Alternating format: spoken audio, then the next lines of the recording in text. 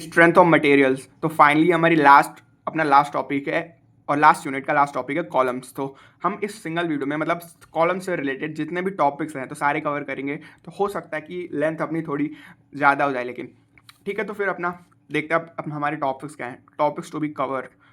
तो फर्स्ट तो अपना bending moment for eccentric load.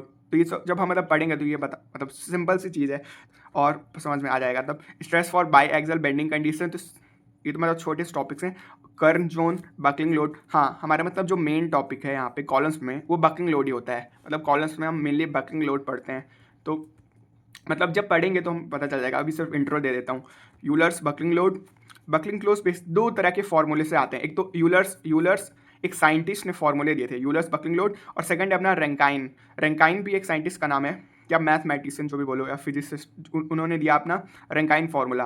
और फिर इफेक्टिव लेंथ फैक्टर जो कि यूलर्स फार्मूले का ही मतलब एक कंपोनेंट है, तो उसको देखेंगे। और डिफरेंट टाइप्स ऑफ सपोर्ट्स के लिए क्या होते हैं, और Euler's buckling stress, radius of gyration और स्लेंडरनेस रेशियो। ये मतलब दो नए पहली बार सुने ऐसे टॉपिक, तो मतलब देखेंगे ये क्या होता है। और Euler's curve and Rankine critical load. तो फिर देखो मैंने इसमें मतलब जितने भी टॉपिक्स हैं वो सब इंक्लूड कर दिए हैं। तो ये देखने के बाद अपने इसमें क्या है, ऐसा होता है कि बहुत सारी टर्म्स आ जाती हैं और मतलब सिमिलर होती हैं, तो उसके कारण हमको कन्फ्यूज़न हो सकता है, या होता ही वैसे कन्फ्यूज़न। तो मतलब इसमें मैं सब के बारे में मतलब ईच टर्म के बारे में बताऊंगा जो मतलब सिमिलर हैं। तो मतलब बिल्कुल हमारा जो कंफ्यूज होने का चांस है वो ख़त्म हो जाएगा। तो फिर स्टार्ट करते हैं अपना टॉपिक।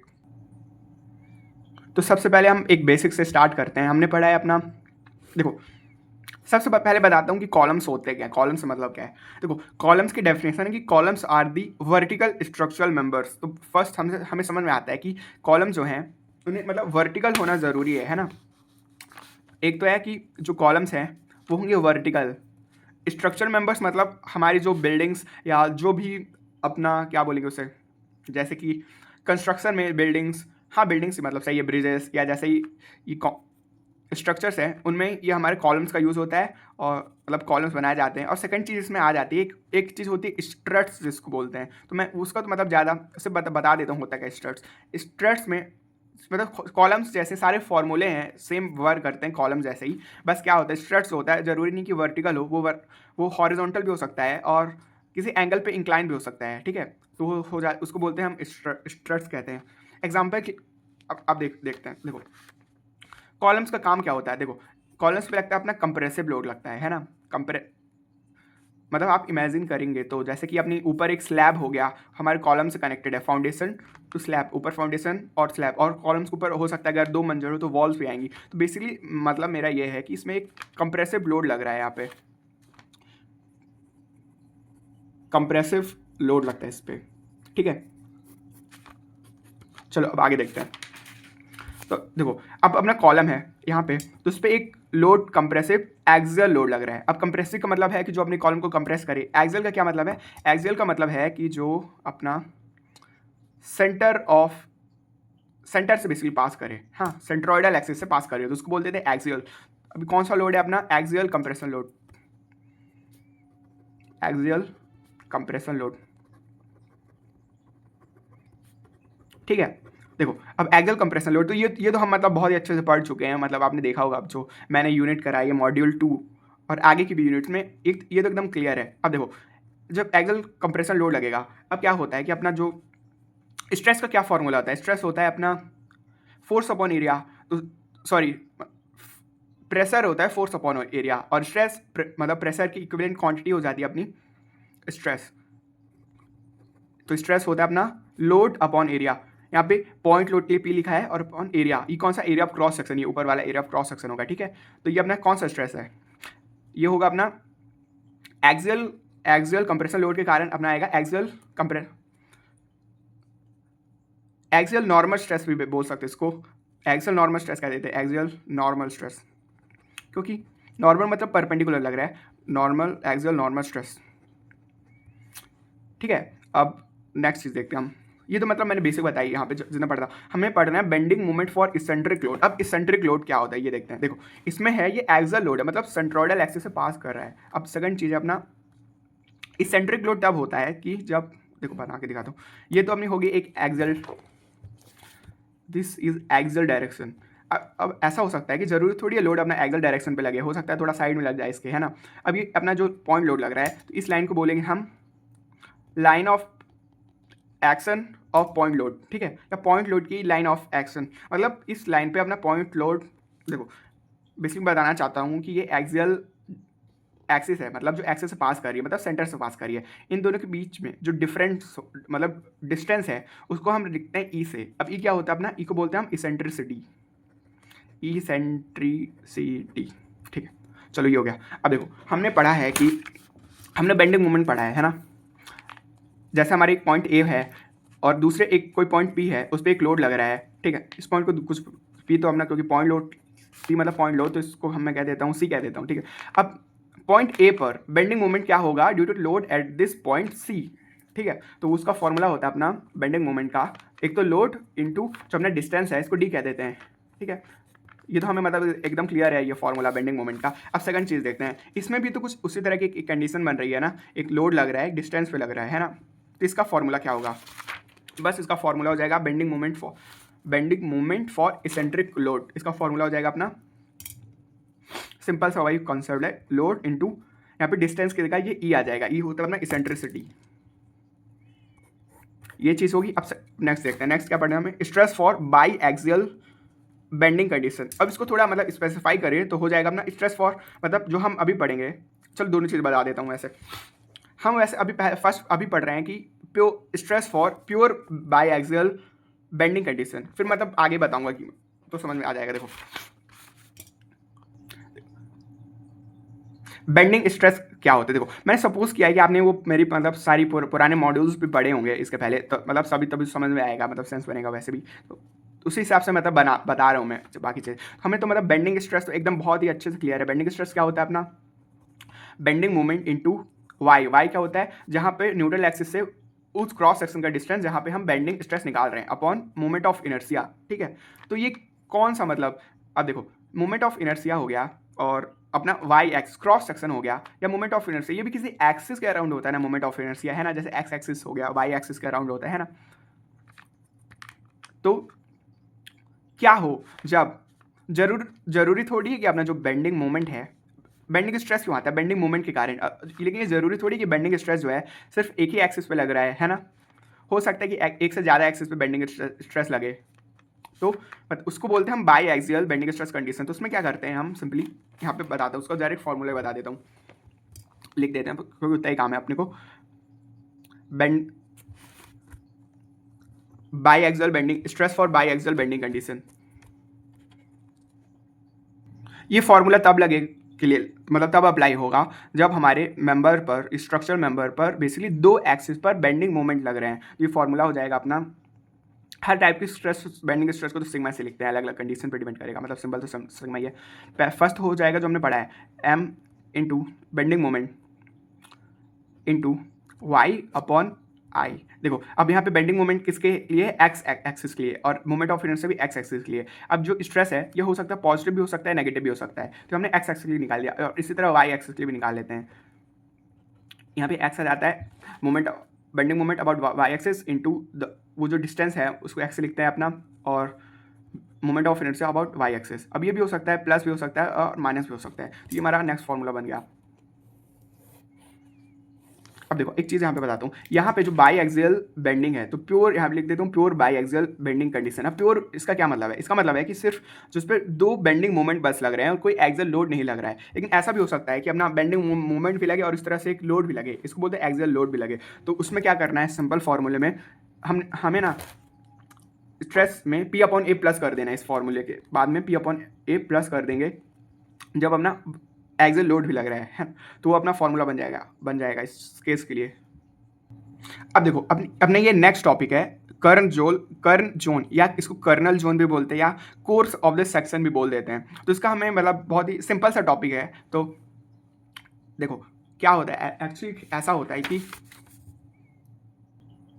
जैसे कि अपना जो कॉलम है वो किससे बनता है, या तो वुड से बनेगा या स्टील से बनेगा, या जनरली ज़्यादातर होता है आरसीसी से बनते हैं। आरसीसी को बोलते हैं हम रीइंफोर्स्ड सीमेंट कंक्रीट, मतलब जिसपे अंदर एक तो मतलब स्टील बार्स होती हैं और बाहर से कंक्रीट लगा होता है ना। ऐसे हमारी जो कॉलम्स घर वगैरह ऐसे ही बनते हैं। तो इसमें क्या, ये जो कॉलम होता है ना, इसकी जो एक तो अपना कंप्रेसिव स्ट्रेस लगता है, तो इसकी एक क्वालिटी है कि ये कंप्रेसिव स्ट्रेस जो है कुछ बहुत अच्छे से झेल सकता है। कंप्रेसिव स्ट्रेस कंप्रेसिव स्ट्रेस बहुत अच्छे से, मतलब स्ट्रेंथ अच्छी है कंप्रेसिव स्ट्रेस जब इसमें लगे तो मतलब ज़्यादा कंप्रेसिव स्ट्रेस भी झेल लेगा। लेकिन इसमें एक प्रॉब्लम है कि ये अपने जो टेंशन होता है ना, टेंशन पे वीक हो जाता है, मतलब टेंशन ज़्यादा नहीं मतलब झेल सकता। मतलब इसको अगर इस तरह से कुछ, अगर ये हमारा कॉलम है तो इसको मतलब टेंशन लगाया जाए, इस तरह से खींचा जाए, बहुत आसानी से टूट जाएगा। लेकिन इस पर अगर कंप्रेसिव फोर्स कितना भी लगा सकते, कितना भी नहीं लगा सकता, मतलब तो काफ़ी ज़्यादा लगा सकते हैं। ठीक है, तो ये तो एक चीज़ हो गई। अब एक चीज़ और बता देता हूँ, तो हमें चाहिए क्या, हमें चाहिए कि जो भी मतलब स्ट्रेस लग रहे हैं तो टेंसाइल स्ट्रेस ना हो कि कंप्रेसिव स्ट्रेस ही हो।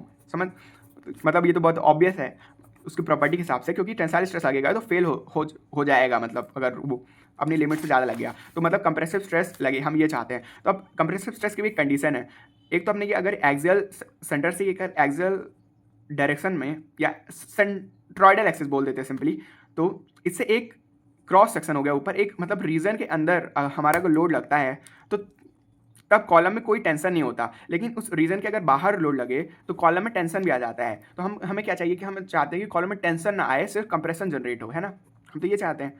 तो लोड लगना चाहिए अपना, और उसी रीजन को बोलते हैं कर्न जोन, जिसके अंदर टेंशन नहीं होता। तो हम चाहते हैं कि लोड जो है हमारा कर्न जोन के अंदर लगे या कोर ऑफ द सेक्शन के अंदर लगे। तो ऐसा होता है कि अपना जो कर्न जोन होता है उसमें अपना जो होता है टेंशन नहीं होता। तो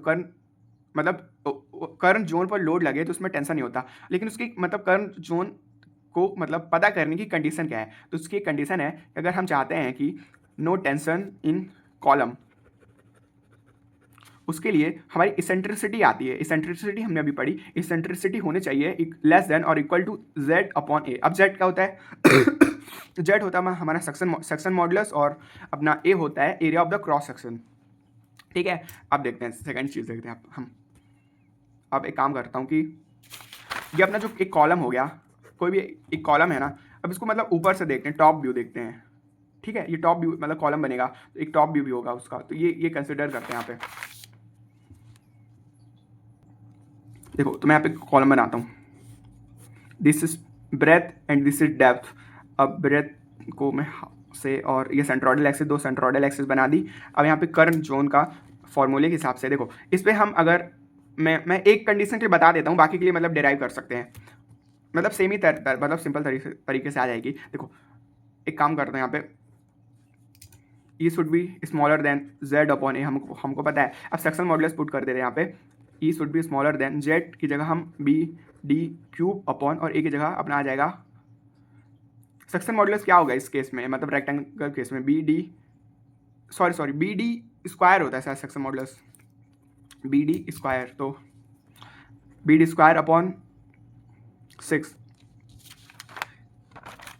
इंटू ए होता है अपना cross section B into D. तो इसके कारण हमारी जो पावर है ये चल जाएगी, तो अपना आ जाएगा E should be less than और equal to B D upon 6। ठीक है, अब इसी मतलब सेम तरह से ये तो मैंने तब निकाला, मैंने एक्स एक्सिस के अराउंड ये सेक्शन मॉडुलस लिया है, तब हमारा बी डी में स्क्वायर आया है। लेकिन अगर हम वाई एक्सिस के अराउंड निकालेंगे इसी तरह से, तो हमारा फॉर्मूला आ जाएगा,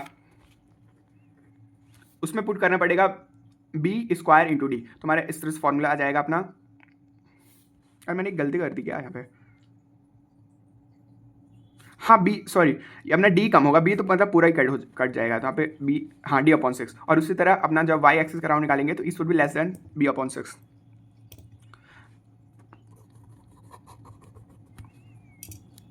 अब यहाँ पे कर्न जोन बनाता हूँ मैं। देखो, अपने सेंटर से बी अपॉन 6 अगर ये डिस्टेंस है बी अपॉन 6, और ये डिस्टेंस है डी अपॉन 6, ये this distance is B upon 6 and this distance is D upon 6। अब इन सभी पॉइंट्स को कनेक्ट कर देते हैं, तो ये जो अंदर वाला रीजन, ये मतलब पूरा रीजन है, वो होता है कर्न जोन। इसी रीजन को बोलते हैं, इसको मैं सेट भी कर देता हूँ, कर की KERN कर्न जोन। अब सेम इसी तरह हम अगर एक सर्कुलर क्रॉस सेक्शन लें और एक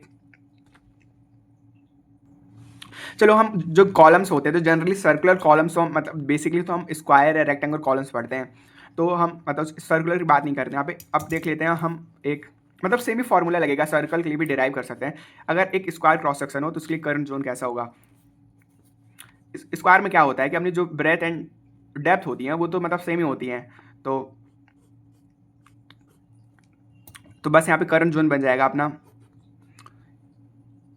E should be less than और इक्वल टू A/6, है ना। जैसे बी एंड डी यहाँ पे डिफरेंस है, स्क्वायर के तो मतलब बी एंड डी दोनों सेम होते हैं। चलो अपना करंट जोन हो गया। अब देखो अब अपना मेन टॉपिक स्टार्ट होता है बकलिंग लोड। तो देखो इसको हम मतलब धीरे धीरे पढ़ते हैं। तो बकलिंग लोड को हम क्रिटिकल लोड भी कहते हैं, लेकिन वो मतलब एक स्पेसिफिक कंडीशन, चलो वो उसकी बात बाद में करेंगे।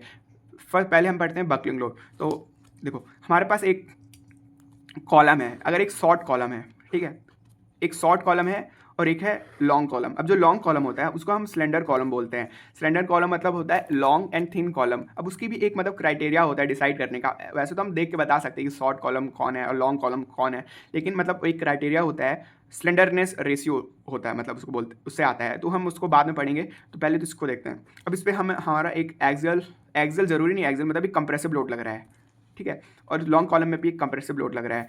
तो अब कंप्रेसिव जो लोड होता है एक लिमिट के बाद लोड के कारण क्या जनरेट होगा, स्ट्रेस जनरेट होगा, है ना। तो लोड एक टाइम के बाद दोनों फेल करेंगे, ये तो पक्का ही है, क्योंकि वो तो मतलब फेल करेंगे ही। और अब लोड अगर बढ़ता गया तो फेल करेंगे कैसे, ये वो मतलब ये चीज़ हमें पढ़नी है।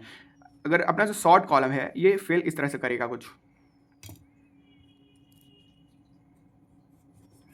मतलब ये पूरा टूट जाएगा। अगर डायग्राम शायद उतना अच्छा मैंने नहीं बताया, इसको बोलते हैं हम क्रशिंग कहते हैं, क्रशिंग फेलियर, मतलब मलबा बन जाएगा टूट के, इसको बोलते हैं क्रशिंग फेलियर।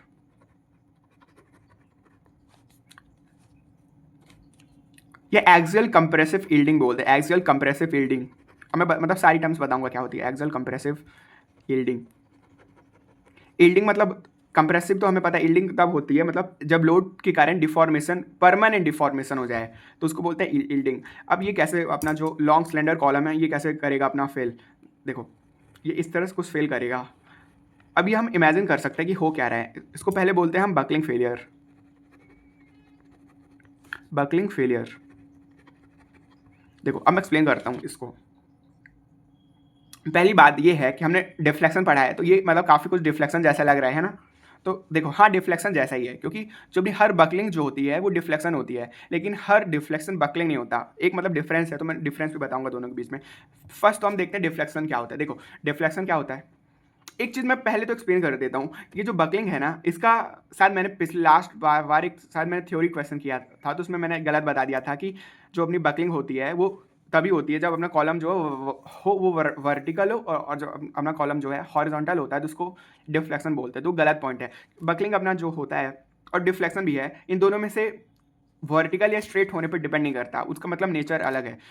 तो बताता हूँ क्या होता है। देखो डिफ्लेक्शन क्या होता है, जब हमारा एक एग्जाम्पल के लिए एक ये बीम है, इस पर एक लोड लग रहा है सेंटर पे या कहीं भी लोड लगेगा, कोई भी लोड हो सकता है किसी भी तरह का, धीरे धीरे इसमें डिफ्लेक्शन आएगा, मतलब अपनी ओरिजिनल पोजीशन से चेंज हो रहा है ना, इसको बोलते हैं हम डिफ्लेक्शन कहते हैं। अब सेकंड चीज़ है बकलिंग। अब बकलिंग में क्या होता है, बकलिंग में तब होता है एक कॉलम है, अब इस पर एक्सियल कंप्रेसिव फोर्स लग रहा है। देखो अपना डिफ्लेक्शन पे जिस डायरेक्शन पे हमारा लोड लग रहा है सेम ही डायरेक्शन पे वो डिफॉर्मेशन हो रहा है, मतलब बकलिंग सॉरी डिफ्लेक्शन आ रहा है सेम डायरेक्शन पे, मतलब ये डाउनवर्ड फ्लो लगने के कारण डाउनवर्ड डिफ्लेक्शन आ रहा है। अब सेकंड है अपना, अगर मैं इस पर थोड़ी प्रॉब्लम हो रही है ना, मतलब कैमरा एंगल में अब शिफ्ट नहीं करना चाहता, तो देखो इस पर कंप्रेशन फोर्स लगाएंगे हम।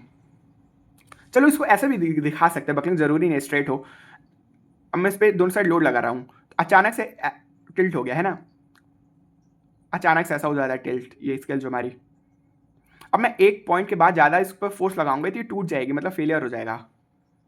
और डिफ्लेक्शन में क्या था, डिफ्लेक्शन होता है धीरे धीरे स्टार्ट से, और ज़रूरी नहीं कि डिफ्लेक्शन मतलब फेल हो, एक मतलब हर पॉइंट को डिफ्लेक्शन बोलते हैं, और मतलब हर टाइम पे, मतलब टाइम जहाँ से स्टार्ट हो रहा है हर टाइम पे डिफ्लेक्शन हो रहा है, और उस डिफ्लेक्शन बढ़ता जा रहा है। लेकिन बकलिंग जो होती है अचानक से कॉलम स्ट्रेट रहता है, लोड बढ़ता जा रहा है लेकिन उसमें कोई भी बकलिंग नहीं हो रही, कोई भी चेंज नहीं हो रहा, लोड मैं इंक्रीज करता जा रहा हूँ, लेकिन अब बकलिंग हो जाती है अचानक से, टिल्ट हो गया, और उसके बाद में लगाऊंगा स्ट्रेस या लोड लगाऊंगा तो ये टूट जाएगा अपना जो कॉलम है। अभी तो मतलब स्केल है एग्जाम्पल के लिए, तो अपना बकलिंग फेलियर पढ़ लिया। तो अब मेरे ख्याल से ये मतलब आपको समझ में आ गया कि बकलिंग होती क्या है, मतलब हमें समझ में आ गया कि बकलिंग होती क्या है और डिफ्लेक्शन क्या है, दोनों के बीच में डिफरेंस पता चल गया। तो बकलिंग भी होती है एक तरह की डिफ्लेक्शन होती है, लेकिन इसमें एक डिफरेंस है कि देखो जैसे जैसे मैं कॉलम पे लोड लगा रहा था ना, तो एक मैं लोड लगा रहा हूँ, लेकिन भले आपको दिख नहीं रहा है, लेकिन मैं लगा रहा हूँ अचानक से लोड, मतलब इंक्रीज कर रहा हूँ लोड तो वैसा ही है, लेकिन मैं लोड इंक्रीज कर रहा हूँ। लेकिन एक पॉइंट पे जब लोड एक पॉइंट से ज़्यादा लोड आएगा अपना, तो उसी पॉइंट पे हमारा बकलिंग होगी। ठीक है, देखो लोड मैंने स्केल पे ये कॉलम वर्टिकल या हॉरिजॉन्टल दोनों दोनों केसेस पे अपना बकलिंग हो सकती है। तो मैं लोड जो है अपना इंक्रीज कर रहा हूँ धीरे धीरे, और अचानक से बकलिंग हो गई। ठीक है, तो वो कौन सा पॉइंट होगा, मतलब लोड कहाँ तक इंक्रीज होगा तो बकलिंग हो जाएगी, मतलब उस लोड के बाद बकलिंग होगी, उसी को बोलते हैं हम क्रिटिकल लोड बोलते हैं, मतलब क्रिटिकल जिसके बाद चेंज आता है, और उसी को हम बकलिंग लोड भी कहते हैं, बकलिंग लोड, क्योंकि उसके बाद बकलिंग होती है इसलिए उसको बकलिंग लोड भी कहते हैं, क्रिटिकल लोड भी कहते हैं। अभी कहते कब है critical load and buckling load, ये कहते हैं हम, देखो ये बकलिंग लोड निकालने का कोई फॉर्मूला होना चाहिए ना, तो है फॉर्मूला है इसका, इसको देखो एक यूलर्स नाम के एक मतलब साइंटिस्ट मैथमेटिशियन या फिजिसिस्ट जो भी हो, मतलब अभी मैंने ज़्यादा उसको पढ़ा नहीं है, तो उन्होंने ये डिराइव किया है यूलर्स फार्मूला, जो हमारा बकलिंग लोड की एक फार्मूला है। तो इसको देखते हैं यूलर्स फार्मूला। देखो जो अपना यूलर्स बकलिंग लोड होता है उसको हम यूलर्स क्रिटिकल लोड भी कह सकते हैं। ठीक है, यूलर्स बकलिंग लोड को यूलर्स क्रिटिकल लोड भी कह सकते हैं। अब सेकंड चीज़ है कि अपना जो क्रिटिकल लोड है, ये क्रिटिकल लोड है वो दो फॉर्मूले से आता है। क्रिटिकल लोड, मैं बकलिंग लोड की बात नहीं कर रहा हूँ, मैं कर रहा हूँ क्रिटिकल लोड की, वो दो फॉर्मूले से आता है। बताऊंगा मतलब इस, देखो अभी थोड़ी देर में क्लियर हो जाएगा। एक होता है अपना यूलर्स फार्मूला जो कि यूलर्स ने दिया। अब सेकंड है, यूलर्स ने एक फार्मूला दिया, उसके कुछ टाइम बाद एक दूसरे साइंटिस्ट थे रैंकाइन, उन्होंने भी अपना फार्मूला दिया, जो कि फार्मूला है ज़्यादा इफेक्टिव, रैंकाइन यूलर्स फार्मूले से ज़्यादा इफेक्टिव है। यूलर्स का फार्मूला कहता है कि कॉलम पे फेलियर होता है वो सिर्फ होता है बकलिंग के कारण, लेकिन जो रैंकाइन ने कहा कि एक कॉलम पे ना जो फेलियर होता है वो क्रसिंग के कारण भी होता है और बकलिंग, दोनों के कंबाइंड इफेक्ट के कारण होता है फेलियर। ठीक है, ये पॉइंट तो क्लियर है। अब जो यूलर्स के फार्मूले को हम कहते हैं, यूलर्स ने मतलब जो लोड का फार्मूला दिया उसको हम कहते हैं Euler's buckling load, buckling load, और उसको हम बोल सकते हैं Euler's critical load, critical load भी कह सकते हैं, दोनों चीज़ें सही है। लेकिन जो रैंकाइन ने फार्मूला दिया है, अब वो फार्मूला में मतलब बाद में उसको पढ़ेंगे, तो वो आता है अपना combined effect due to critical stress, क्योंकि फेलियर जो है वो तो पहले लोड लगता है, लोड के कारण अपना स्ट्रेस आएगा और स्ट्रेस से फेलियर होगा, तो वो क्रसिंग स्ट्रेस, क्रसिंग लोड के कारण जो हमारा क्रसिंग स्ट्रेस आता है। और अपना सेकंड चीज़ है Euler's buckling load, Euler's buckling load के कारण हमारा यूलर्स बकलिंग स्ट्रेस आता है। ठीक है, चलो स्ट्रेस उसको हम बाद में देखेंगे, तो उसके कारण आता है हमारा फेलियर होता है। अब इस फॉर्मूले को हम क्या बोलते हैं, जो रैंकाइन ने दिया है लोड के लिए उसको बोलते हैं हम PR से लिखते हैं उसे, मतलब मैं PR से लिखूंगा, उसको लिख भी सकते PR से भी लिख सकते हैं ताकि कंफ्यूजन ना हो। रैंकाइन लोड, इसको बोलते हैं हम Rankine critical load, Rankine critical load, और इसको हम रैंकाइन बकलिंग लोड नहीं कह सकते। क्यों नहीं कह सकते, क्योंकि ये जो है क्रसिंग लोड, जो हमने सॉरी क्रसिंग स्ट्रेस और यूलर्स बकलिंग स्ट्रेस दोनों के कॉम्बिनेशन से आ रहा है यहाँ पे, मतलब बकलिंग से भी फेलियर हो रहा है और क्रसिंग से भी फेलियर हो रहा है, इसलिए इसको हम कहते हैं क्रिटिकल लोड। ठीक है, ना कि बकलिंग लोड, क्योंकि सिर्फ बकलिंग से हमारा जो स्ट्रेस है वो नहीं आ रहा है, मतलब फेलियर क्रसिंग से भी आ रहा है, इसलिए इसको सिर्फ हम कहते हैं रैंकाइन क्रिटिकल लोड। चलो अब अगर जो भी कंफ्यूजन होगा तो मतलब बाद में जैसे पढ़ते जाएंगे तो क्लियर हो जाएगा, मतलब ये सब क्या होता है। क्रिटिकल लोड, अब इसका फॉर्मूला लिखते हैं हम, तो इसको मैं लिख रहा हूँ ई से लिखूंगा, इसका मतलब है यूलर्स बकलिंग लोड ई, और कहीं कहीं जगह इसको PCR से भी लिख देते हैं, लेकिन मैं नहीं लिखूंगा क्योंकि क्रसिंग लोड जो होता है हमारा CR, उसमें भी CR आता है तो कन्फ्यूजन हो सकता है, इसलिए मैं इसको हमेशा ई से लिखूंगा। तो इसका फॉर्मूला होता है पाई square into modulus of elasticity into minimum moment of inertia, जो X एक्सिस या Y एक्सिस के से में मिनिमम होगा, अपॉन L इफेक्टिव का स्क्वायर। अब मैं सारी टर्म्स बताता हूँ धीरे धीरे, ठीक है। अब हमने पढ़ा एल इफेक्टिव। अब ये एल इफेक्टिव क्या होता है? वैसे मैंने यहाँ पे,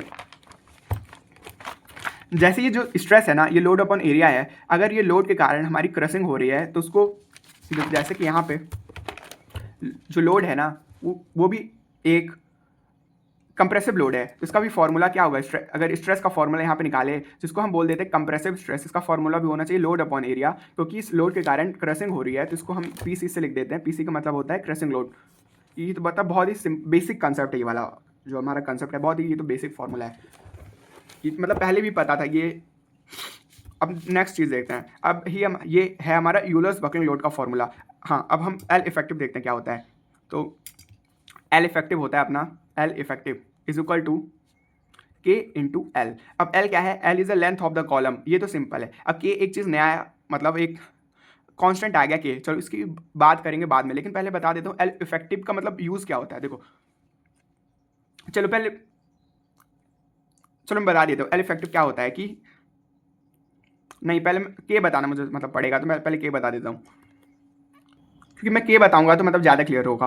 मतलब पहले के बता दूंगा। तो देखो, हम चार तरह की जो हमारा कॉलम है, तो अगर कोई भी कॉलम है तो वो सब कॉलम है, उसके दो एंड्स होते हैं, है ना। दोनों एंड्स में कोई ना कोई सपोर्ट लगेगा, क्योंकि कॉलम ऐसा तो नहीं कि हवा में मतलब रहे, मतलब सपोर्ट के कारण ही कॉलम में सपोर्ट लगना ज़रूरी है, या कम से कम एक एंड पे तो सपोर्ट लगना ही चाहिए, मतलब लगेगा ही एक एंड पे सपोर्ट। अब डिफरेंट सपोर्ट कंडीशन, तो हमने मॉड्यूल 2 अगर देखा होगा तो हमने मतलब बहुत ही डिटेल में अच्छे से पढ़ा है, different types of support, different types of loads. तो मैं अज्यूम कर रहा हूँ कि आपने पढ़ा है या हमने पढ़ा है, तो फिर different types of support condition देखते हैं हम। तो 3 देखो, फर्स्ट कंडीशन है कि ये हमारी फर्स्ट कंडीशन है, ये होती है मोस्ट आइडियल कंडीशन कॉलम के लिए, मोस्ट आइडियल कंडीशन। और इसके रिलेशंस में सब के लिए हमारा, देखो इसको के को क्या बोलते हैं ये तो मैंने बताया नहीं। के को बोलते हैं हम एल इफेक्टिव, ये है एल इफेक्टिव, और के होता है effective length factor, effective length factor, effective length factor. अब हमें ये चार डिफरेंट कंडीशन में इफेक्टिव लेंथ फैक्टर की क्या वैल्यू होती है, क्योंकि कांस्टेंट है, तो वो देखना है। तो एक तो हो गया हमारा हिंज, जब दोनों साइड से हमारा कॉलम हिंज हो, ये हमारा कॉलम है, दोनों साइड मैंने हिंज सपोर्ट लगा दिए हैं।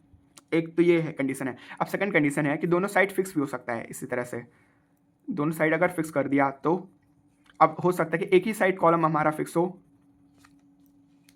अब एक साइड कॉलम फिक्स है, और नेक्स्ट कंडीशन है कि एक साइड अपना जो है कॉलम वो हिंज कर दिया है, और दूसरे साइड हमारा कॉलम फिक्स है, ठीक है। अब इन डिफरेंट कंडीशन देखो के बारे में पहले देखते हैं। पहले मैं बता देता हूँ इन डिफरेंट कंडीशन में इफेक्टिव लेंथ फैक्टर की वैल्यू क्या होती है। तो अपना जो ये फर्स्ट है, जिस कंडीशन है जिसमें दोनों साइड जो हैं एंड्स, वो पिन, उसको पिन भी कह सकते हैं, पिंड है, या हिंज भी कह सकते हैं, तो उसमें के की वैल्यू होती है 1, ठीक है। अब इसी के रिस्पेक्ट में एल इफेक्टिव का मतलब होता है कि हम डिफरेंट टाइप्स ऑफ कॉलम्स होते हैं रियल लाइफ में। तो हम सपोज करते हैं कि फॉर एग्जांपल अगर एक कॉलम है, कह दिया कि उसमें दोनों साइड फिक्स एंड है, तो उसके एक इक्विवेलेंट एक कॉलम निकालते हैं जिसका यूलर्स बकलिंग लोड या सैनिक की मतलब स्ट्रेंथ सेम हो as that column of same length which is hinge at the both end. मतलब समझ, फिर से इसको बताता हूँ कि अगर एक कॉलम है, एग्जांपल के लिए कोई भी इन तीनों में से कोई भी तरह का कॉलम हो सकता है, उसके एक इक्विवेलेंट एक कॉलम निकालते हैं, इक्विवेलेंट एक कॉलम निकालेंगे जिसकी हमारी जो बकलिंग लोड यानी कि स्ट्रेंथ है वो सेम होने चाहिए एक ऐसे कॉलम में जिसके दोनों एंड्स फिक्स हैं। अब इसको करने के लिए, दोनों स्ट्रेंथ सेम होने के लिए जो हमारी लेंथ होनी चाहिए, इस लेंथ में चेंज करना पड़ेगा। इसकी स्ट्रेंथ ऐसे कॉलम से सिमिलर हो जिसके दोनों साइड हिंज है, तो इसकी लेंथ जो चेंज करने के बाद जो एक लेंथ आएगी उसी को बोलते हैं हम इफेक्टिव लेंथ। और वो कैसे आती है? अपने जो ओरिजिनल कॉलम से के कांस्टेंट को इंटू करने से वो लेंथ आ जाती है, जिसके कारण दोनों अपना जो ओरिजिनल कॉलम है और सेकंड है अपना इक्विवेलेंट कॉलम जिसके दोनों साइड हिंज है, उनकी लोड्स बकलिंग लोड्स यानी कि स्ट्रेंथ सिमिलर हो। तो अब नेक्स्ट देखते हैं यहाँ पे।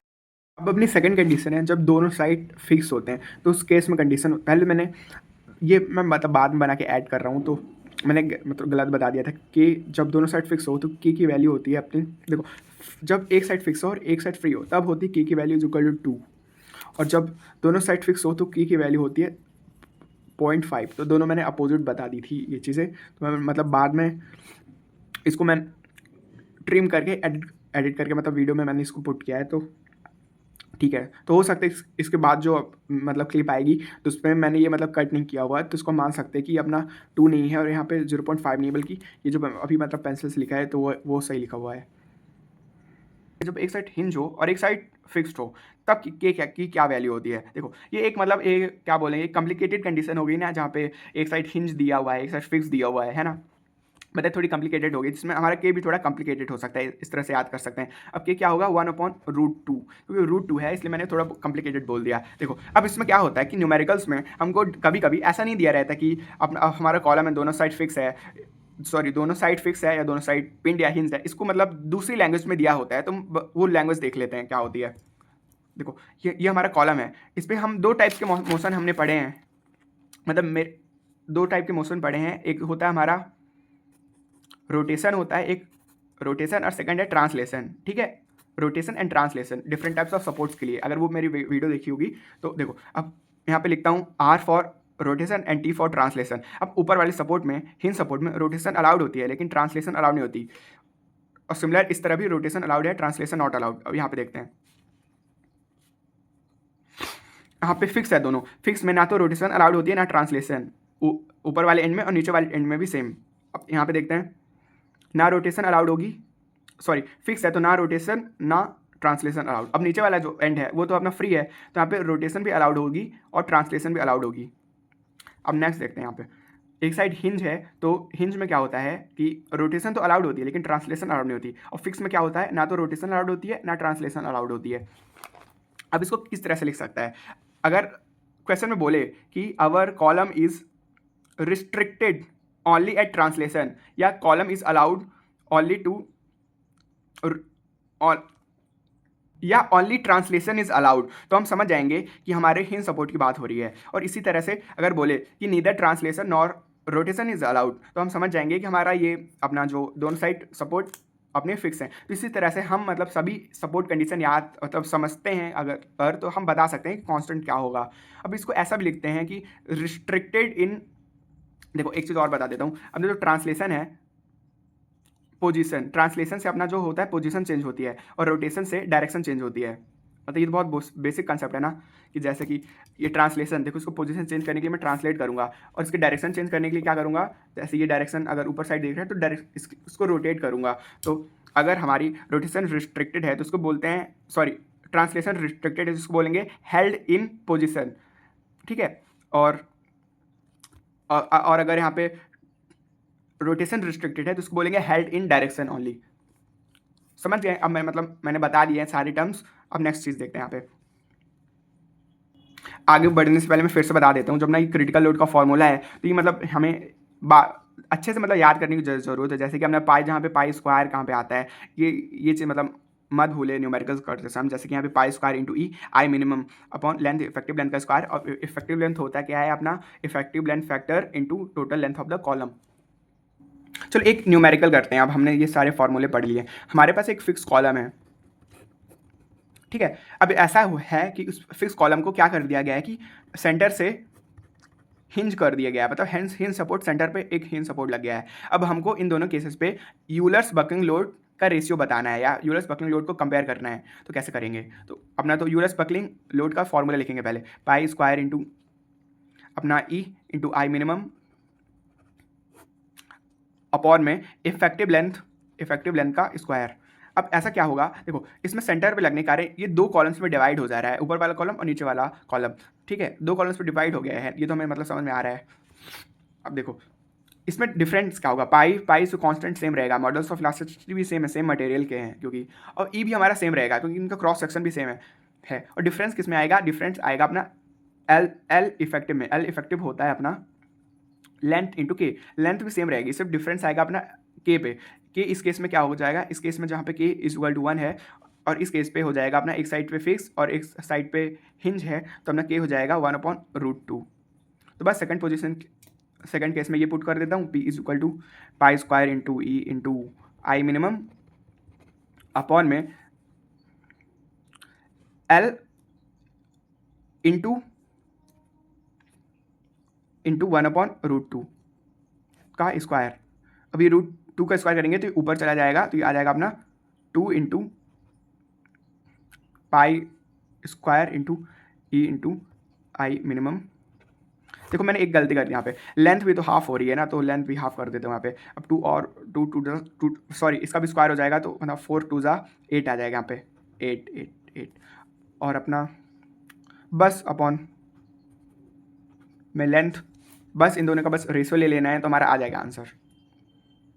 चलो अब हमारा नेक्स्ट टॉपिक है यूलर्स बकलिंग स्ट्रेस। इससे पहले मैं एक चीज़ बता देता हूँ, हमने यूलर्स लोड का फॉर्मूला देखा ना, तो हम रैंकाइन लोड की भी बात की थी, तो रैंकाइन लोड हम लास्ट में एकदम मतलब अच्छे से देखेंगे क्या होता है रैंकाइन लोड। तो यूलर्स बकलिंग स्ट्रेस, देखो अब स्ट्रेस क्या होता है हमारा, हमें मतलब ये तो एकदम अच्छे से पता है कि स्ट्रेस जो होता है स्ट्रेस होता है load upon area of cross section, ठीक है। अब यूलर्स बकलिंग स्ट्रेस क्या हो जाएगा, buckling load upon area of cross section.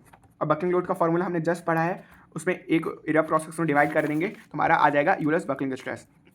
अब यूलर्स बकलिंग स्ट्रेस जो होता है उसको हम FC से लिखते हैं, लेकिन हो सकता है कि उसे कुछ लोग जो सिग्मा ई से भी लिख सकते हैं, और चाहें तो अपना जो सिग्मा क्या बोलेंगे, कुछ लोग जैसे कि अपना critical load, Euler's critical load को CR से भी लिख देते हैं, तो उसी तरह से इसको CR से भी लिख सकते हैं, लेकिन मैं तो हमेशा ई से लिखूंगा ताकि कन्फ्यूजन ना हो, क्योंकि इसकी क्रशिंग लोड से कंफ्यूज कर सकते हैं इसे, तो मैं ऐसा नहीं करूंगा, इसको सिर्फ ई से लिखूंगा यहाँ पे। लेकिन यहाँ पे मतलब FC से ज़्यादा सही है। अब FCC का क्या मतलब होता है, यहाँ पे FCC डबल सी का मतलब है कंप्रेसिव एंड क्रिटिकल स्ट्रेस, क्योंकि कंप्रेसिव भी है और क्रिटिकल स्ट्रेस है, क्योंकि इसके बाद हमारा फेलियर हो रहा है, तो इसका फॉर्मूला हो जाएगा अपना Euler stress upon area of cross section of Euler's load upon area of cross section. Euler's load का फॉर्मूला लिखते हैं यहाँ पे पाई स्क्वायर इंटू ई। यहाँ पे जो स्क्वायर वाइट जहाँ कहाँ पे स्क्वायर आएगा कहाँ पे नहीं आएगा, तो ये मतलब याद होना चाहिए हमें। और अपना है इफेक्टिव लेंथ का स्क्वायर यहाँ पे, अब एरिया से इंटू कर देंगे तो बस हमारा फॉर्मूला बन गया FCC का, ठीक है। अब दो इंपॉर्टेंट टर्म्स हमको देखनी है यहाँ पे, दो इंपॉर्टेंट टर्म्स। फर्स्ट टर्म है हमारी radius of gyration, radius of gyration, इसको हम लिखते हैं स्मॉल r से। देखो रेडियस ऑफ गायरेशन एक्सप्लेन करने से पहले मैं इसकी मतलब फिजिकल मीनिंग बताता हूँ, या फिर बाद में इसका फॉर्मूला देखेंगे। तो सपोज करते हैं कि हमारे पास एक कॉलम है ना, एक कॉलम है तो उसका कोई क्रॉस सेक्शन होगा। अब हम सपोज करते हैं इस कॉलम है तो इसका मास भी होगा, है ना, मतलब मास, चलो क्रॉस सेक्शन छोड़ो, पूरा मास कंसिडर करते हैं इसका। अब इसको सपोज करते हैं एक कॉलम को एक रिंग में कन्वर्ट किया गया, एक ऐसी रिंग में इसके पूरे मास को एक रिंग के अंदर सपोज कर सकते हैं कि इसके एक इक्विवेलेंट एक ऐसे रिंग बनाएंगे कि इसका पूरा मास जो है एक रिंग के अंदर हम एज्यूम कर सके। तो उस रिंग का जो हमारा रेडियस होता है उसको बोलेंगे रेडियस ऑफ गायरेशन, ठीक है। तो बस वही होता है रेडियस ऑफ गायरेशन। अब मैं इसका फॉर्मूला लिख देता हूँ कि अपना रेडियस ऑफ गायरेशन का फॉर्मूला होता है root of moment of inertia upon area of cross section,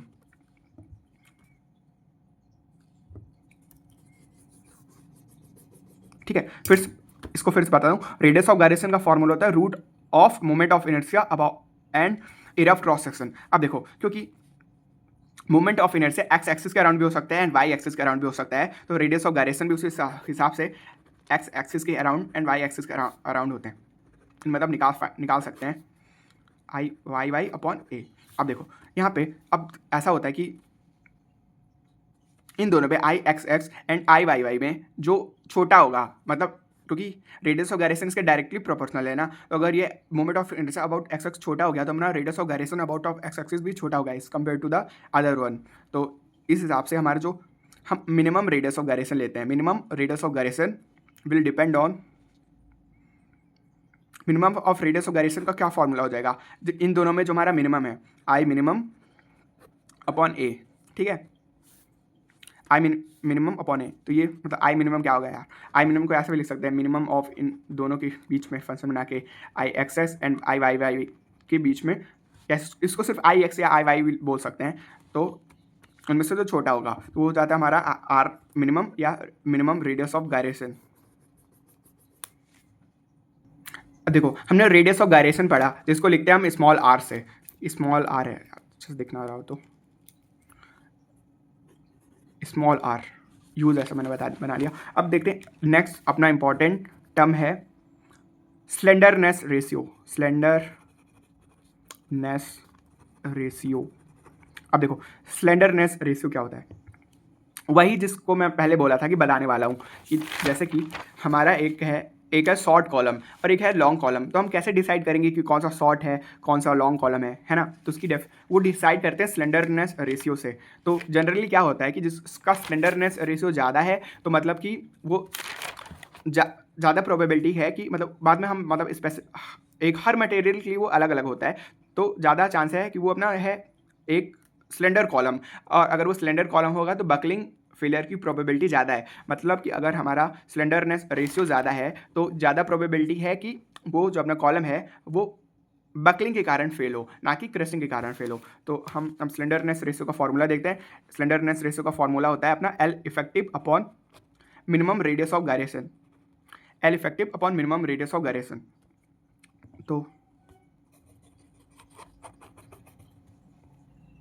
चलो अभी तीनों टर्म को एक बार फिर से रिवाइज करते हैं। यहाँ पे हमने पढ़ा Euler's buckling stress, Euler's buckling load upon area of cross section, इसका ये फॉर्मूला है। अब सेकंड चीज हमने पढ़ी radius of gyration, radius of gyration होता है root of moment of inertia and area of cross section, और मिनिमम रेडियस ऑफ गायरेशन होता है root of minimum moment of inertia upon area of cross section. अब slenderness ratio को हम लिखते हैं lambda is equal to L effective upon minimum radius of gyration. देखो अब यहाँ से एक नया फॉर्मूला मैं यहाँ पे बेसिकली डिराइव करना चाहता हूँ एफसीसी के लिए, एक एफसीसी के लिए स्लेंडरनेस रेशियो की टर्म में। तो अपना एफसीसी क्या होता है, अपना डायरेक्ट में यूलर्स क्रिटिकल लोड या Euler's buckling load upon area of cross section. अब इसका फॉर्मूला हमने पढ़ा है कि pi square into E into I minimum upon A को लिख सकते हैं हम, हाँ ए लिख देते हैं, और एरिया ऑफ क्रॉस सेक्शन और अपॉन क्या आता है एल इफेक्टिव का स्क्वायर यहाँ पे, ठीक है। अब देखो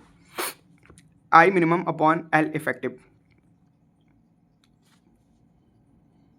नहीं सॉरी आई मिनिमम नहीं, इसको basically I minimum upon area cross section क्या होता है, आई minimum upon area cross section क्या होता है, हमने भी पढ़ा है कि ये होता है अपना रेडियस ऑफ गायरेशन होता है आई minimum upon area cross section, इसका रूट हो जाएगा अपना रेडियस ऑफ गायरेशन। तो बेसिकली इसको स्क्वायर करेंगे तो हमारा आई मिनिमम अपॉन ए आ जाएगा। तो बस वही लिख देते हैं यहाँ पे पाई square into E into minimum radius of gyration का स्क्वायर करने पे आएगा अपॉन में एरिया।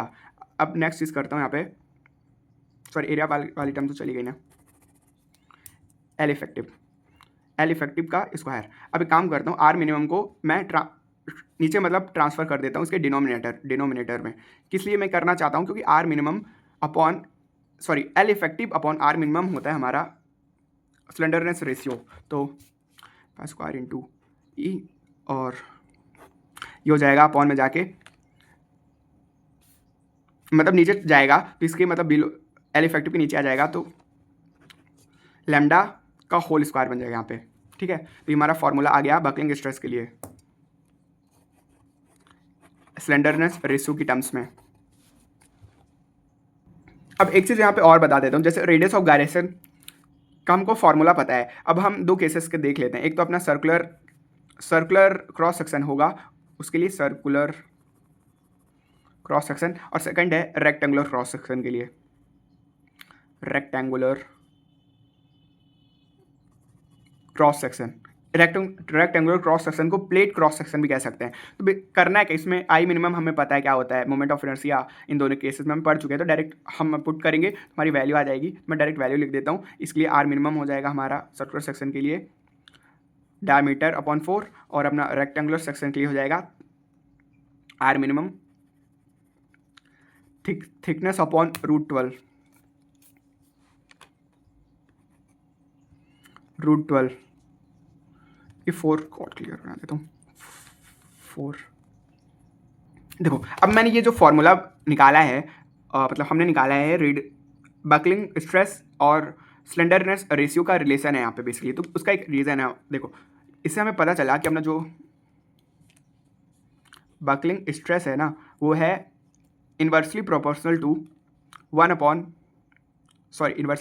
To slenderness ratio. ठीक है, अब देखो बकलिंग स्ट्रेस का मतलब मीनिंग क्या है, फिजिकल मीनिंग क्या है। बकलिंग स्ट्रेस वो स्ट्रेस है जब हमारी बकलिंग हो रही है तो बेसिकली स्ट्रेस लग रहा है यहाँ पे। अब बकलिंग लोड के कारण जो बकलिंग स्ट्रेस लग रहा है, अब ये बकलिंग स्ट्रेस एक लिमिट से ज़्यादा लगेगा तो हमारा जो कॉलम है या कोई भी स्ट्रक्चरल मेंबर है वो फेल हो जाएगा, समझ है ना।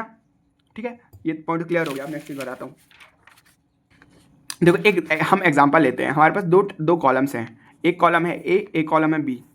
ए का जो हमारा बकलिंग स्ट्रेस है वो है 100 और बी की जो बकलिंग स्ट्रेस है वो है 50। ठीक है, अब स्ट्रेस की यूनिट कुछ भी मतलब होगी, स्ट्रेस की न्यूटन पर मीटर स्क्वायर या न्यूटन पर मिलीमीटर स्क्वायर, और उस हिसाब से बकलिंग स्ट्रेस ए का है 100 एंड बी का है 50। तो बकलिंग स्ट्रेस किसका ज़्यादा है, 100 का बकलिंग स्ट्रेस ज़्यादा है। अब इसकी फिजिकल मीनिंग क्या है कि जो हमारा कॉलम ए है जब इसका जो स्ट्रेस लेवल है कॉलम का 100 पहुंच जाएगा और 100 को पार करेगा तब हमारा कॉलम फेल हो जाएगा, और कॉलम बी जो है इसका स्ट्रेस लेवल 50 पार करेगा और वही क्रॉस करेगा तो फेल हो जाएगा। मतलब कॉलम जो है ये है इसमें कम स्ट्रेस में फेल हो रहा है बी कॉलम, है ना, और ये जो है ज़्यादा स्ट्रेस में फेल हो रहा है। तो ज़्यादा स्ट्रेंथ किसकी है या ज़्यादा सेफ कौन है। सेकंड अपना फर्स्ट कॉलम जो कि अपना 100 इसकी मतलब कैपेसिटी है 100 तक स्ट्रेस झेलने की, उसके बाद ही फेल करता है। तो अपना ए स्ट्रॉन्गर है। तो इससे हमें समझ में आया कि अगर हमारा जो इससे हमें देखो अपना जो इन्वर्सली प्रोपोर्शनल है हमारा स्लेंडरनेस रेशियो, तो अगर स्लेंडरनेस रेशियो में इंक्रीज होगा तो हमारा जो बकलिंग स्ट्रेस है उसमें डिक्रीज होगा। मतलब ये तो बहुत ही कॉमन सेंस वाली बात है ना। इन्वर्स रिलेशन से हमें ये चीज़ समझ में आ गई। और कैसे डिक्रीज आएगा इसमें, क्योंकि स्क्वायर है तो पैराबोलिक, हमारा जो कर्व बाद में हम बेसिकली कर्व बनाएंगे बाद में तो पैराबोलिक आएगा ना कि लीनियर आएगा। अब नेक्स्ट चीज़ देखते हैं। अगर अपना बकलिंग स्ट्रेस डिक्रीज होगा इसका मतलब है, इसकी मतलब फिजिकल मीनिंग है कि सेफ्टी इन बकलिंग कम होगी, है ना। एक तो ये चीज़ हो गई। अब सेकंड चीज़ देखते हैं हम। अब अपना स्लेंडरनेस रेशियो क्या होता है। स्लेंडरनेस रेशियो होता है अपना L effective upon R minimum. अब एल इफेक्टिव होता है हमारा length into effective length factor that is K. तो हमें समझ में आ गया कि slenderness ratio is directly proportional to length of the column. मतलब कि अगर हमारा लेंथ ऑफ द कॉलम ज़्यादा है तो स्लेंडरनेस रेशियो भी ज़्यादा हो जाएगा, और स्लेंडरनेस रेशियो ज़्यादा होगा तो फैक्टर ऑफ सेफ्टी कम होगा। फैक्टर ऑफ सेफ्टी कम होगा मतलब सेफ्टी इन बकलिंग में शॉर्ट में लिख देता हूँ, वो भी कम हो जाएगी। और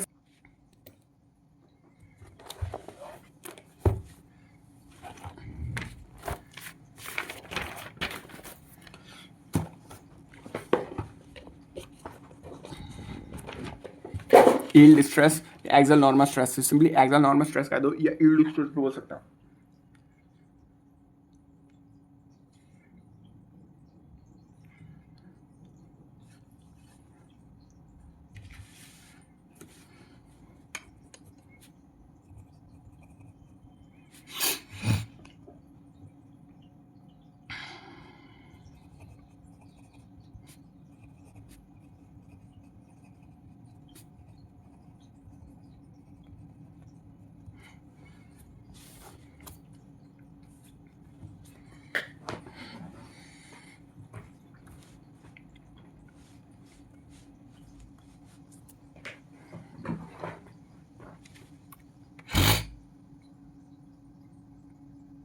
चलो अब हमारा नेक्स्ट टॉपिक है लिमिटेशन ऑफ यूलर्स फार्मूला। तो हमने यूलर्स फार्मूला पढ़ा है यहाँ पे।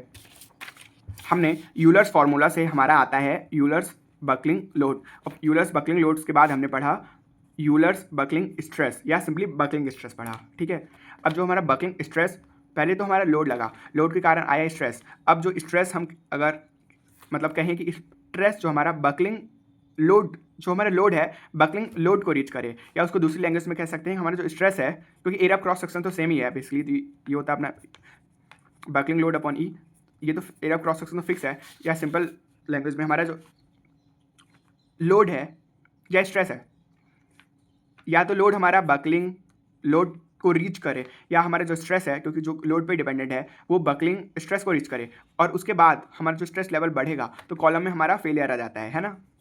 तो ये तो कॉमन सी चीज़ है।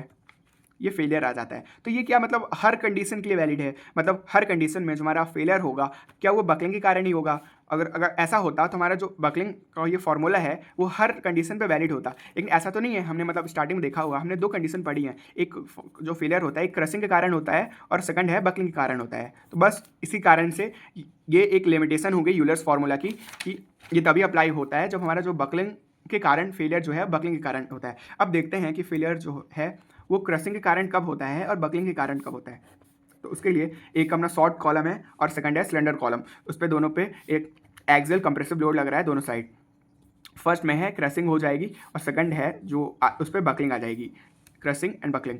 तो देखो अब स्ट्रेस जो होता है, स्ट्रेस क्रशिंग कब होती है और बकलिंग कब होती है ये देखते हैं। इससे पहले मैं एक टॉपिक और बताने वाला था वो भूल गया था, तो ये बता देता हूँ। हमने जैसे स्लेंडरनेस रेशियो क्या बताता है हमको, स्लेंडरनेस रेशियो बताता है अगर स्लेंडरनेस रेशियो ज़्यादा है तो बकलिंग फेलियर का चांस ज़्यादा होगा। अब ये स्लेंडरनेस रेशियो डिपेंड करता है मटेरियल पे, ये मटेरियल की प्रॉपर्टी है स्लेंडरनेस रेशियो, और साथ में आर मिनिमम तो ज्योमेट्री की भी प्रॉपर्टी है यहाँ पे, मतलब आर मिनिमम का मतलब यहाँ पे कंसेप्ट आ गया। अब हम एग्जाम्पल के लिए सिर्फ स्टील का देख लेते हैं, बस हर मटेरियल के लिए अलग होता है। तो फॉर स्टील में, अब स्टील में भी दो केसेस बनेंगे, एक होता है अपना शॉर्ट कॉलम और एक होता है फॉर लॉन्ग और सिलेंडर कॉलम। अगर सिलेंडर कॉलम के लिए अगर हम चाहते हैं कि हमारा जो बकलिंग से फेलियर हो तो उसके लिए सिलेंडरनेस रेशियो है वो होना चाहिए अपना 120 से मोर ज़्यादा होना चाहिए। और शॉर्ट कॉलम के लिए अगर हम चाहते हैं कि स्लेंडरनेस रेशियो है तो वो मतलब शॉर्ट कॉलम के लिए अगर स्लेंडरनेस रेशियो है वो 32 से कम हुआ तो अपना जो शॉर्ट कॉलम है वो क्रशिंग से फेल करेगा। और इसके बीच में 32 से 120 के बीच में अगर स्लेंडरनेस रेशियो है तो हमारा जो कॉलम है उसको बोलते हैं इंटरमीडिएट कॉलम के लिए, जो होता है अपना क्रशिंग एंड बकलिंग दोनों से फेल होता है। तो एक तो ये मतलब ये कंडीशन है कि स्लेंडर कॉलम है तो 120 से ज़्यादा होना चाहिए तो हमारा कॉलम जो है वो बकलिंग से फेल करेगा। और अपना शॉर्ट कॉलम के लिए 132 लिमिट है और 32 के बाद अपना चलो 32 से ज़्यादा हुई। देखो शॉर्ट कॉलम में अपना जो होता है बकलिंग होती ही नहीं क्योंकि फेल हो जाता है, मतलब क्रशिंग से फेल हो जाता है, इसलिए इससे मतलब स्मॉलर लिखा है मैंने रेशियो, 32 से स्मॉल होना चाहिए। अब नेक्स्ट चीज़ देखते हैं, वो तो हो गई, हमने देखा कि कब क्रशिंग से फेल करता है और कब बकलिंग से फेल करता है स्लेंडरनेस रेशियो से। अब हम देखते हैं स्ट्रेस को कंपेयर करके। देखो एक तो स्ट्रेस होता है जिसको हम बोलते हैं यील्ड स्ट्रेस, ये होता है अपना एक्सियल नॉर्मल स्ट्रेस। इस केस में एक्सियल नॉर्मल स्ट्रेस क्या होगा, या नॉर्मल स्ट्रेस जो हम मतलब नॉर्मली स्ट्रेस पढ़ते हैं, ठीक है, वही होता है एक्सियल नॉर्मल स्ट्रेस, या उसको हम क्रशिंग स्ट्रेस भी कह सकते हैं। जब क्रशिंग हो रही हो तो उसको सेम ही होता है क्रशिंग स्ट्रेस का भी, वही फॉर्मूला है जो मतलब बेसिक है जो हम अभी तक पढ़ते आए हैं। तो अगर एक्सियल नॉर्मल स्ट्रेस और सेकंड है अपना, देखो यहाँ पे लिखते हो उससे, फर्स्ट अपना यील्ड स्ट्रेस या एक्सियल नॉर्मल स्ट्रेस और सेकंड है अपना FCC मतलब बकलिंग स्ट्रेस। अब देखो अगर हम चाहते हैं कि क्रशिंग से फेल हो, फेलियर बाय क्रशिंग CURSING, और कब फेलियर होगा अपना failure by buckling, failure by BUCKLING, for failure by crushing, for failure by buckling. अब ये दो कंडीशन देखते हैं हम। अगर देखो यहाँ पे बताता हूँ, एक हमारे पास एक कॉलम है, ठीक है, अब इस पे FY ये है एक्सियल नॉर्मल स्ट्रेस और ये है FCC बकलिंग स्ट्रेस, लेकिन दोनों है तो स्ट्रेस ही ना, है ना, दोनों तो स्ट्रेस, तो मतलब दोनों की जो अपनी यूनिट भी होगी सेम ही होगी, मतलब दोनों तो बेसिकली तो स्ट्रेस ही है। अब ये एक मटेरियल पे, अब एक चीज़ और बताता हूँ, ये है क्या, मतलब ये इनकी वैल्यू चेंज हो रही है कि फिक्स है, क्योंकि ये एक तरह से क्रिटिकल बकलिंग स्ट्रेस भी कहता है, मतलब इसके इनके बाद फेलियर आ जाता है। फेलियर मतलब इसके ये एक स्ट्रेस की एक मैक्सिमम लिमिट है जिसके बाद हमारा कॉलम फेल कर देगा बकलिंग से। और FI एक्सियल नॉर्मल स्ट्रेस या यील्ड स्ट्रेस या एक्सियल नॉर्मल स्ट्रेस, इसके बाद हमारा कॉलम फेल कर देगा, इसको एक्सियल नॉर्मल स्ट्रेस से बोलते हैं, या एक्सियल नॉर्मल कंप्रेसिव स्ट्रेस। तो इसके बाद हमारा कॉलम फेल हो जाएगा, ठीक है, क्रशिंग के कारण फेल हो जाएगा इसके कारण, और इससे ज़्यादा हुआ हमारे स्ट्रेस तो हमारा कॉलम जो होगा वो बकलिंग के कारण फेल हो जाएगा, है ना। तो ये अब हमारे पास एक कॉलम है, अगर उसका कोई फिक्स ज्योमेट्री होगी और एक मटेरियल से बना होगा तो उसकी एक अपनी वैल्यू होती है खुद की, इसकी एक अपनी खुद की वैल्यू होगी एक्सियल नॉर्मल स्ट्रेस की, और इसकी अपनी एक फिक्स वैल्यू होगी फॉर बकलिंग स्ट्रेस। अब देखो, और फेलियर होता है बेसिकली स्ट्रेस के कारण। अब देखो, स्ट्रेस बढ़ता जा रहा है, बढ़ता जा रहा है, बढ़ता जा रहा है यहाँ पे, ठीक है, मान लेते हैं लोड बढ़ रहा है तो स्ट्रेस बढ़ रहा है। अब सपोज करो कि इसकी पहली जो एफ वाई की वैल्यू है, एक्सियल नॉर्मल स्ट्रेस, ये छोटी है एफ सी सी से, यहाँ पे F Y and F C C से। तो अगर स्ट्रेस बढ़ता जा रहा है तो पहले ये रीच करेगा अपना एक्सियल नॉर्मल स्ट्रेस को, तो फेलियर हो जाएगा क्रैशिंग के कारण। अब लेकिन यहाँ पे अपोजिट हुआ, जहाँ पे एफ सी सी छोटा है एफ आई से, तो जो फेलियर हो जाएगा पहले तो ये रीच करेगा हमारा स्ट्रेस जो है एफ सी सी को, स्ट्रेस बढ़ता जाएगा, फिर एफ सी सी को रीच करेगा, मतलब कि बकलिंग स्ट्रेस, तो फेलियर हो जाएगा हमारा बकलिंग के कारण। तो बस वही है, वही लिख देता हूँ यहाँ पे। ये तब होगा for failure by crashing F y should be smaller than FCC. For failure by buckling, FCC should be smaller than FY. देखो, क्योंकि हमने यूलर स्ट्रेस, यूलर्स लोड, अब यूलर्स बकलिंग लोड अच्छे से पढ़ लिया है, तो हम, और लिमिटेशन ऑफ यूलर का फॉर्मूले का लिमिटेशन भी पढ़ लिया है, तो हम अब पढ़ते हैं रैंकाइन फार्मूला। वैसे तो मैं इसको लास्ट में कवर करने वाला था, लेकिन इस बार क्या करते हैं, हम रैंकाइन फार्मूला पहले पढ़ लेते हैं, फिर इसके लास्ट में हम यूलर्स कर्व क्या होता है ये देखेंगे। तो रैंकाइन फार्मूला क्या होता है, देखो, यूलर्स का फॉर्मूला बोलता है कि जो अपना यूलर्स का फॉर्मूला कहता है कि अपना जो फेलियर है कॉलम पे, वो होता है सिर्फ बकलिंग के कारण, है ना। और उसके लिए उसने फार्मूला बना दिया अपना यूलर्स फार्मूला। यूलर्स लोड के लिए एक फार्मूला हमने पढ़ा, यूलर्स बकलिंग लोड या यूलर्स क्रिटिकल लोड। लेकिन एक्चुअली में क्या होता है कि जो अपना कॉलम में ज़्यादातर जो अपना फेलियर है वो बकलिंग के कारण भी होता है और क्रशिंग, दोनों के कारण फेलियर होता है ना। तो इसके लिए रैंकाइन ने हम अपना एक फार्मूला दिया जिसमें उसने दोनों क्रशिंग स्ट्रेस और एंड बकलिंग स्ट्रेस दोनों को कंबाइन कर दिया। तो वो फार्मूला होता है अपना, इसको मैं लिखूंगा पी स्मॉल आर से, इसको रैंकाइन फार्मूला। तो पी आर क्या है यहाँ पे, पी आर को हम कहते हैं Rankine,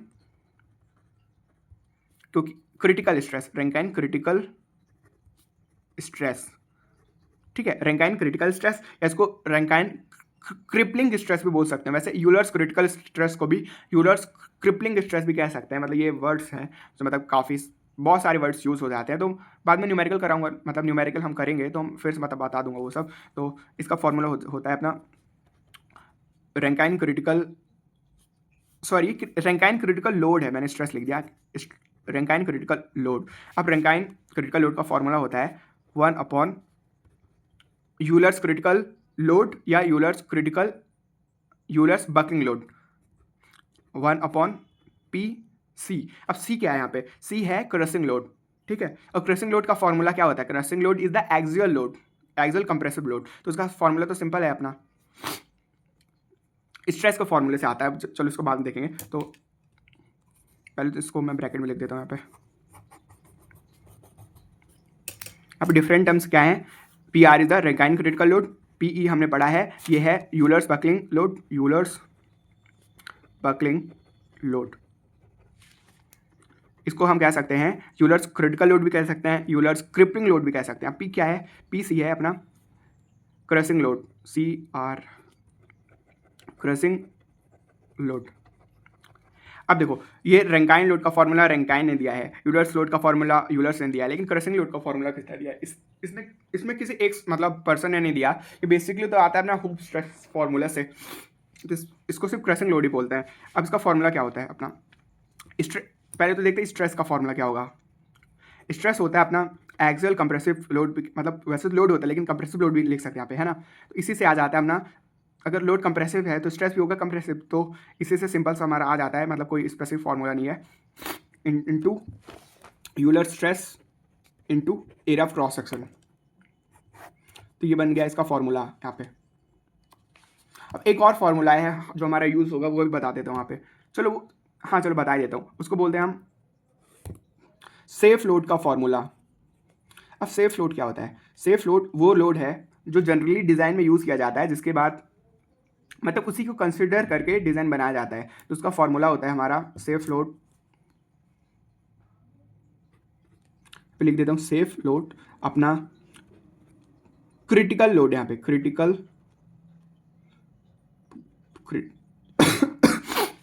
load upon factor of safety, ठीक है। तो अपना इसी, अब क्रिटिकल लोड कौन सा हो सकता है, क्योंकि एक तो रैंकाइन क्रिटिकल लोड भी होता है और यूलर बकलिंग लोड को हम यूलर क्रिटिकल लोड भी बोलते हैं, तो दोनों हो सकते हैं। वो डिपेंड करेगा हमारे जो क्वेश्चन में कौन सा वाला पूछा है, तो दोनों पे वर्क करेगा, है ना। तो ये हमारा फॉर्मूला हो गया। और factor of safety is a constant, जो कि दिया मटेरियल पे डिपेंड करता है और ये न्यूमेरिकल्स में दिया होता है।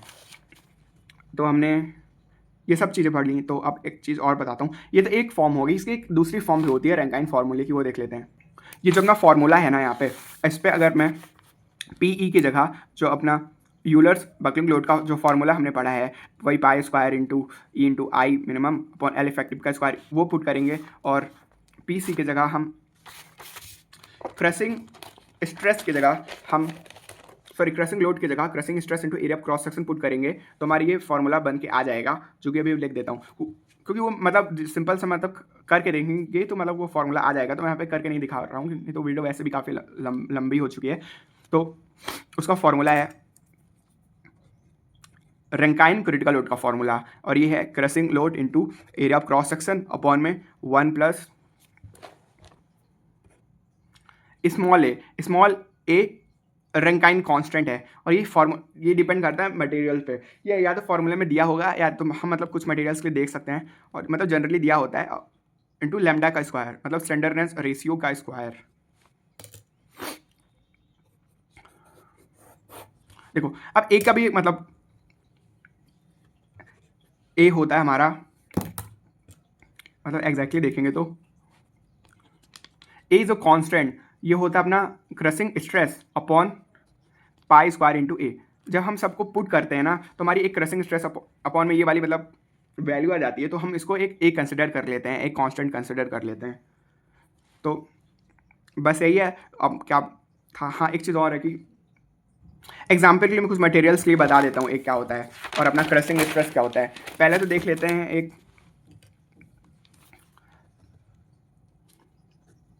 फॉर माइल्ड स्टील के लिए देख लेते हैं, फॉर माइल्ड स्टील।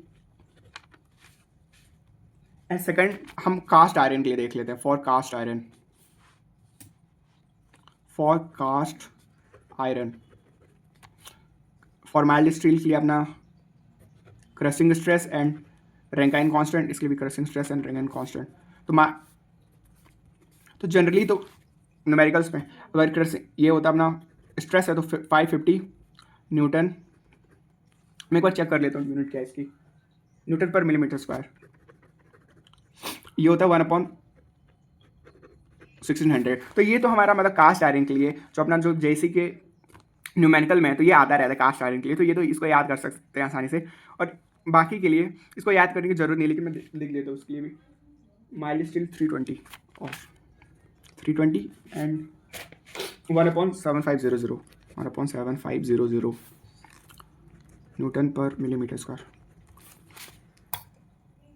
तो मेरे पास वैसे बुक में इसमें लिखे हुए हैं wrought iron, cast iron, mild steel. तो जनरली कास्ट आयरन हमारा इंपॉर्टेंट है, और ये सब मतलब देख सकते हैं।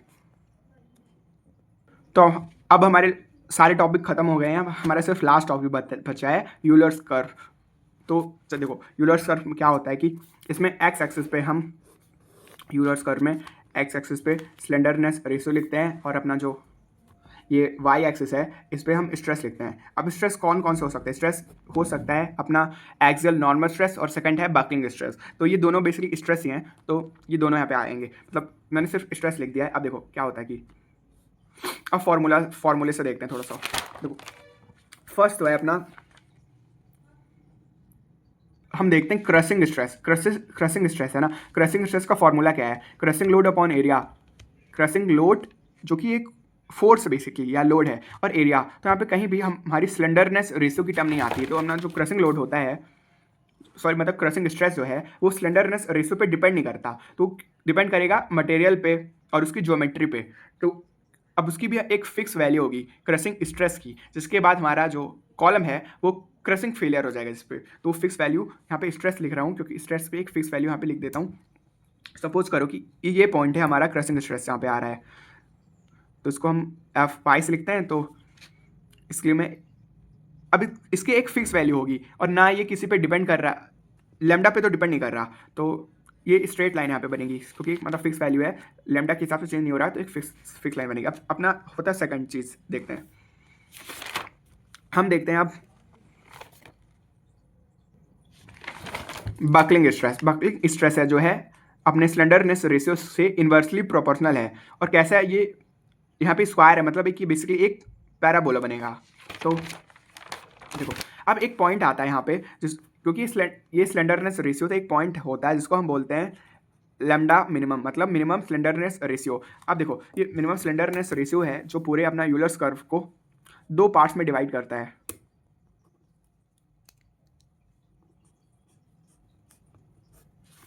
फर्स्ट लैम्डा मिनिमम के पहले जो हमारा फेलियर होता है वो होता है क्रशिंग लोड के कारण, ये पहला रीज़न। और सेकंड रीज़न है इसके बाद जो हमारा फेलियर होता है वो होता है बकलिंग स्ट्रेस के कारण, ये बकलिंग फेलियर होता है। इसके पहले होता है crushing failure and buckling failure. अब इसका हम बनाते हैं क्रशिंग स्ट्रेस के लिए ग्राफ बनाते हैं, तो वो इस तरह से बनता है, कुछ पैराबोला बनेगा और डिक्रीजिंग पैराबोला बनेगा। ठीक है, तो ये तो हो गया हमारा एफ वाई वाई, और ये हो गया हमारा यार ये एफ वाई वाई, और ये है axial stress, axial normal stress and buckling stress का ये ग्राफ बन गया। अब देखो इसमें क्या करते हैं कि जो अपना ग्राफ है ना, सेम ही ग्राफ है, स्ट्रेस लैम्डा एंड स्ट्रेस। इस रीजन के पहले जो फेलियर है, पहले तो मैं ये लाइन बना देता हूँ यहाँ पे, ये लैम्डा मिनिमम हो गया। स्लेंडरनेस रेशियो के पहले रीजन पे जो फेलियर होगा वो होगा यील्ड स्ट्रेस या एक्सियल नॉर्मल स्ट्रेस के कारण। तो वहाँ पे एक्सियल नॉर्मल स्ट्रेस के कारण यहाँ पे फेलियर होगा, तो फर्स्ट अपनी लाइन। सेकंड है उसके बाद जो फेलियर होगा वो होगा अपना बकलिंग स्ट्रेस के कारण, तो बकलिंग स्ट्रेस के लिए यहाँ पे ग्राफ बना देता हूँ। ठीक है, जो मतलब काम का नहीं था पार्ट वो मैंने यहाँ पे हटा दिया। तो इससे हम क्या समझ सकते हैं कि दो चीज़ समझ सकते हैं कि जैसे जैसे हमारा जो स्लेंडरनेस रेशियो है ये बढ़ रहा है तो हमारा बकलिंग स्ट्रेस जो है वो कम होगा। ये तो फर्स्ट चीज़ हो गई। और और कॉलम बकल कब करेगा, फॉर बकलिंग ऑफ कॉलम देखते हैं। फॉर बकलिंग जो हमारा स्लेंडरनेस रेशियो है ना, स्लेंडरनेस रेशियो ये मिनिमम स्लेंडरनेस रेशियो से ज़्यादा होना चाहिए, सो मोर देन लैम्डा मिनिमम। तो ऑलमोस्ट मतलब सभी टॉपिक कॉलम्स से रिलेटेड जितने भी टॉपिक्स थे तो मतलब सब कुछ कवर हो गया इस वीडियो में। तो कॉलम्स के लिए अब दूसरा वीडियो बनाने की ज़रूरत नहीं है, और ये गेट के लिए और अपने जो एंड सम दोनों के लिए इनफ है। और फिर जो ना मैंने लास्ट टॉपिक क्या करा था, डिफ्लेक्शन और टॉर्सन करा था, उसमें स्पेशल केसेस रह गए थे गेट के लिए, तो मैं बाद में उसकी वीडियो बना दूंगा। तो फिर चलो ख़त्म करते इसको।